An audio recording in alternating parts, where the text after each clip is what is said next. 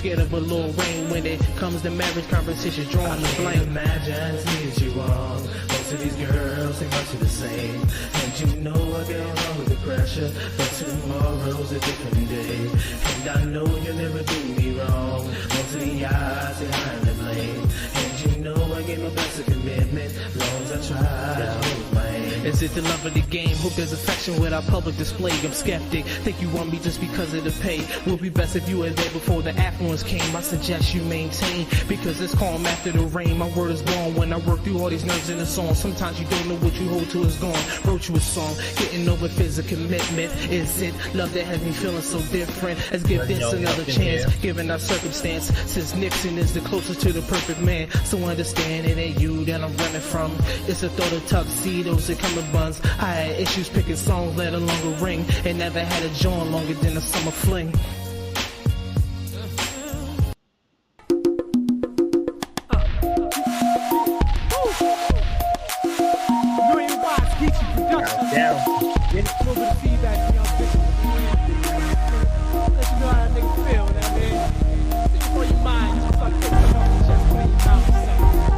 It's late night club scene, shorty used to drill, looking out from the chicks living single like Ken Bills, a pimp still. So I'm looking for a relationship. I want a quickie when she taking this. Man, spring break, wild chicks, case and crisp. With girls top coming off like the brand new six. Channel sick, mindset vicious. It's okay to hit chicks, then cut them off like OJ. Yeah, like them all types. Dominate your role play. I'm like Jose. What's love got to do with it? Talk about your man ruins it. Right now, we concentrating on you and Nick's bumping, losing weight like constant grams. Why don't you sneak me in your cream just like contraband? Okay, stay below the belt like contraband. I almost lost cash getting on track. If you wanna holler, mama, VIP is where I'm lost. What's poppin'? What's popular, my peoples? It is him Duncan. The Bull Geese was popping with y'all. Was good out there. Told you I wanted to come back on last night because a lot of people on Facebook didn't get a chance to get onto the live because for some reason that John was locked. So we figured that out. So we're good on the Facebook joint. Let me check my Twitter feed. Make sure Twitter's good. I won't call it X. I'm not calling it X. I just refuse to call it X. That's just not, it's not okay for me. Okay, Elijah Mitchell for the 49ers said he's going to be ready to play. That's good for my fantasy because they supposedly are giving Christian McCaffrey a workload this year, something that he's never had in his life. I mean, that was one of the knocks coming out of Stanford for Christian McCaffrey was his size, to see how, if he can handle a workload of a normal running back. I mean, I think he does pretty well, but you can't work him like that. He's not that big of a person. Like, if you want to be 100%. But yeah, so I told y'all just today, we're keeping it light because the season hasn't really started yet. I'm just trying to see what you guys want to talk about, gauge what you guys are interested in, seeing what you guys want to get with, and then also give y'all my predictions for the division, give y'all my divisional winners, and I'm also going to give y'all my preseason Super Bowl prediction. Now, for those that's never been here or never understood, hey sis, how you doing, sis? Long time. For those that don't understand how I do my picks for the year, I do a preseason pick Super Bowl, but then I also do a midseason because, as you know, halfway through the season is a little bit different than the beginning of the season. So preseason is just based off of how people ended last year, the momentum that they went into the playoffs, or things I might have seen during the off season that things I want to touch on with that. But I think we're going to jump right into it. So for my AFC East pick, who do y'all think I'm going to pick for the AFC East? Who y'all think is going to be a pick for the AFC East? It may surprise you. It may not surprise you. I'm also give you the record on what I think they're going to be as well. Now, this might be the hype train, but I think they really were a quarterback away, and they really added some pieces. I'm going with the Jets at 12-5 for the AFC East. I know you Bills fans ain't going to like that, and neither will you Miami fans. However, I like what the Jets did. I don't think y'all understand what the Jets did towards the end of the season last year and the pieces that they added. Then adding Aaron Rodgers. I mean, Aaron Rodgers is still better than 15 quarterbacks in the NFL. Let's keep it 100. Yeah, he is getting older and so on and so forth, but it's still the quarterback position. He could still throw the ball. Now he has a legit number one receiver for the first time in a minute. He got his buddy Randall Cobb over there, Alan Lazard, a legit running game. That's another thing. This might be the most complete team Aaron Rodgers may have had since the year they went to the Super Bowl. That team wasn't even that complete. Their defense was horrible. But this is kind of like what happened with Peyton Manning when he got over to the Broncos. He gave him a legit defense because Peyton Manning never had a good defense his whole career either. So I'm going with the Jets, AFC East, 12-5. I think the Bills may either finish 12-5 or 11-6. I'm just not as hype on the Bills as I was last year. I just don't think they've done. I don't know. I think they've regressed a little bit. It's all personal opinion, so I mean, it is what it is. Like it or love it, right? And then we're gonna go over to the NFC East. NFC East, I don't see anybody dethroning the Eagles. I like what the Cowboys did. The Cowboys definitely got better, but I think the Eagles also gotten better. And on defense, more importantly, where they were already top defense, one of the top defenses in the league. But what they've done with that Philadelphia Bulldog defense, I believe they're going to do some great things. I like the Eagles. I like Swift as well, another Georgia back. I like Swift in that offensive line because those holes are going to be gaping, and Swift is going to hit those holes swiftly. Dad jokes, right? Corny. But I think Swift is going to do well in that offense. And, another year for Jalen Hurts to grow as a quarterback, so on and so forth. A.J. Brown. I kind of like them. That's exactly what I was thinking too, bro, on Neighborhood, right? You know what I'm saying? So if anybody want to call this person and spam them, like they tried to spam my chat, there you go. That's their WhatsApp. Just don't send them any money, right? That's how you know you're doing things when people out here spamming you, cuz. Like, we out here. And I ain't going to forget about y'all little people. To be honest with you, I am not going to forget about you little people. We already got our first spam. It's going down. It is going down. So, yeah, I like the Eagles in the NFC East. No big surprise there. I do like the Cowboys to get a little bit better, but I just think the Eagles are going to win that. Then we're going to go to the AFC West. I think there's no surprise on the AFC West. Like, it's like the Chiefs and everyone else. Raiders got a tad better. Broncos, I still don't see it. Russell Wilson is not going to be the difference maker. Russell Wilson, and I don't think Sean Payton is as great as everyone thinks he is. He had Drew Brees. Russell Wilson's not Drew Brees. He's not as accurate as Drew Brees is. Russell Wilson has lost a step. I mean, he's still better than maybe 15, 18 quarterbacks in the league, but still, I don't see it. They got a bunch of B-listers. So, Chiefs are the Chiefs. I mean, simple as that. Until Patrick Mahomes is not there and Andy Reid's not calling plays, Chiefs, I mean, they are the Chiefs, right? So that's what I got in the AFC West. And then we got NFC West. This might seem like a homer pick, but it's actually a no-brainer. I'm going with the Niners, 12-5. Seattle didn't do too much in the offseason. The Cardinals got a brand new coach.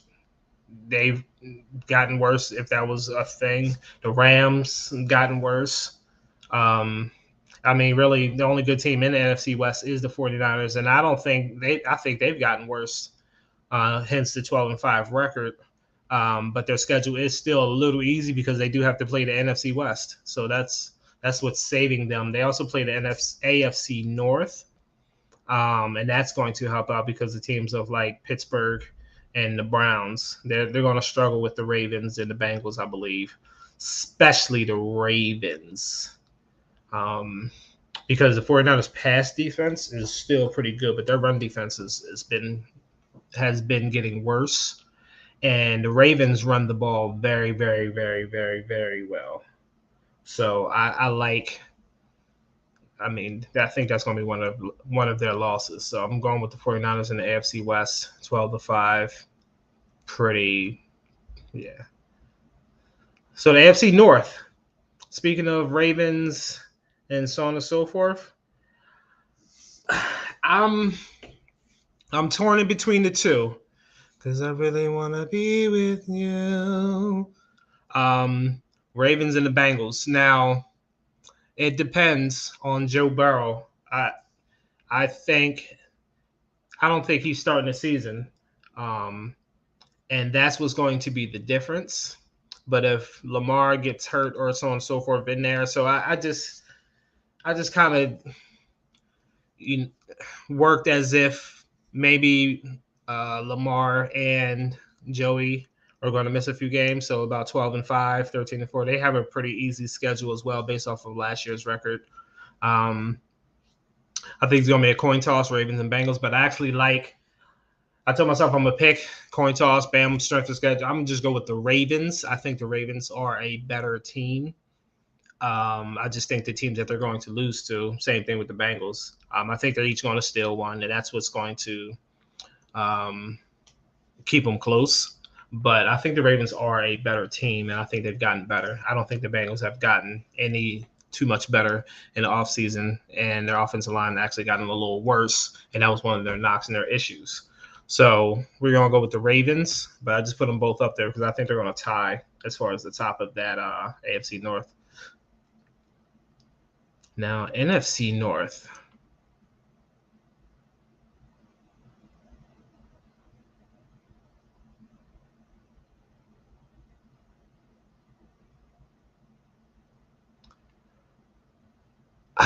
I don't know. This might be hype again, but I'm rocking with the Bears. Only because what the Vikings do added Jordan Addison. They still didn't address a lot of the issues I believe that they had, one being on the defense. So I don't think the Bears. I don't think the Vikings have gotten too much better. I think the Bears have gotten better. They added offensive weapons there. They believe in their quarterback. That's important. They believe in their quarterback.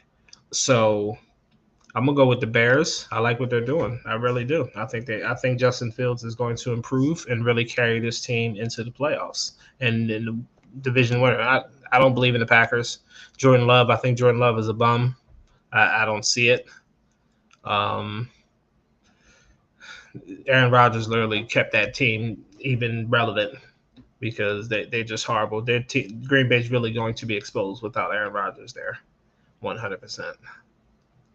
100%. Then we got the AFC South. This is kind of like the AFC North. Where I was torn, but surprise team, I'm going with the Colts. And I believe in AR-15. I think Anthony Richardson is going to be a beast. And the offense that they implemented is very Eagle-esque. And I think AR-15 has a better chance of being a tad bit better than Jalen Hurts. He has more intangibles than Jalen Hurts. Jalen Hurts is a beast, though. Jalen Hurts might be a better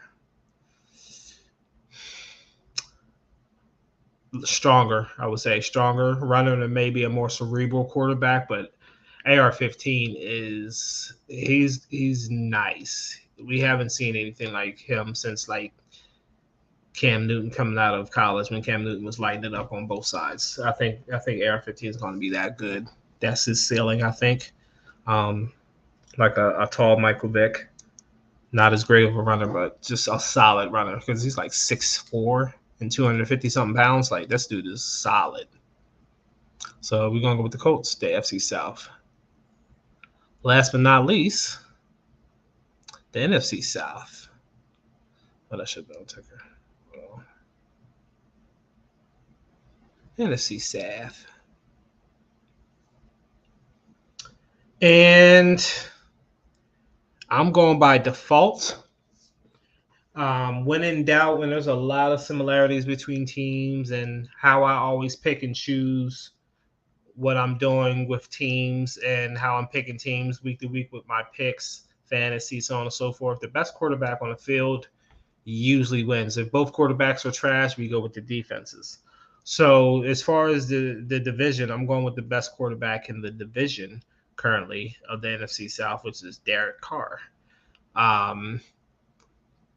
People sleep on Derek Carr in the right system because when John Gruden had him, Derek Carr was a top 12 quarterback.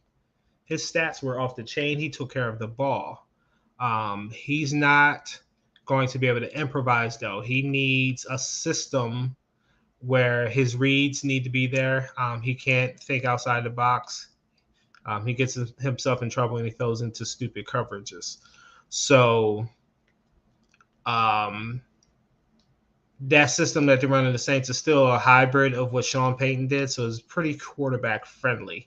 That's why somebody like even Jameis Winston can look pretty good in it. So I'm going with the Saints, NFC South. That is my prediction for the divisions. Now for my preseason, make sure you understand that it is a preseason Super Bowl prediction. Preseason Super Bowl prediction. Let's have that scrolling. This is a